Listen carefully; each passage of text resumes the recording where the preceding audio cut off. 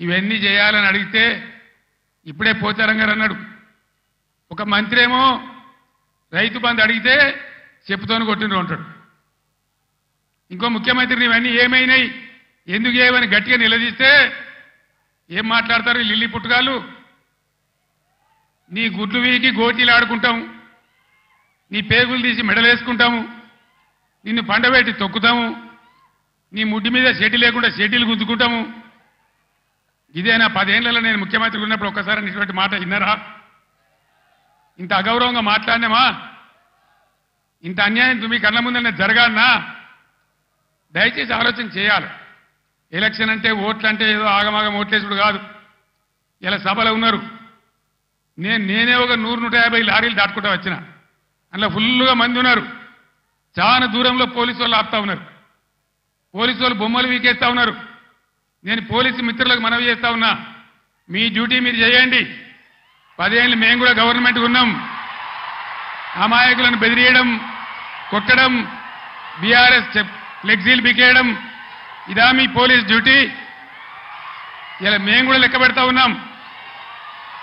నేను పోలీసు పేరెత్తంగానే ప్రజలు ఎట్లా మాట్లాడుతున్నారో మీరు చూస్తున్నారు, ప్రజల గోల చూస్తున్నారు. ఇప్పటికైనా మీ అరాచకాలు బంద్ చేయండి, జాగ్రత్త. లేకపోతే మళ్ళా గ్యారంటీగా బీఆర్ఎస్ అధికారానికి వస్తుంది. అప్పుడు మీ గతి ఏమైతే ఆలోచన చేసుకోవాలి. 10 ఏళ్ళు మేము ఉన్నామే, 10 ఏళ్ళు నేను ముఖ్యమంత్రిగా ఉన్నానే, ఒక్కరోజన్నా మేము ఈ దౌర్జన్యం చేసినామా? ఎవరినైనా వేధించినామా? మరి ఎందుకు మీడియాలో మితిమీరిన పనులు చేస్తా ఉన్నారు పోలీసులు? దయచేసి మానుకోండి పోలీసు సోదరులారా, మేమన్నీ రికార్డు చేస్తా ఉన్నాం.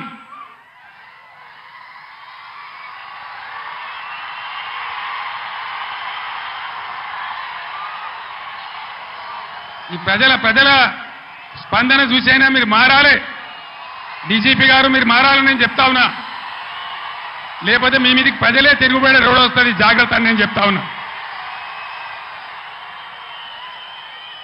మా కార్యకర్త తెలంగాణ ఉద్యమకారుడు సల్వాజీ మాధవరావు అని కరీంనగర్ జిల్లా ధర్మారంలో, పెద్దపల్లి జిల్లాలో ఆయన సోషల్ మీడియాలో ఒక పోస్ట్ పెట్టిండని చెప్పి ఆయన మీద అక్రమ కేసులు పెట్టి ఇలా జైలు తరలించినారు. ఆయన కరీంనగర్ జైల్లో ఉన్నాడు.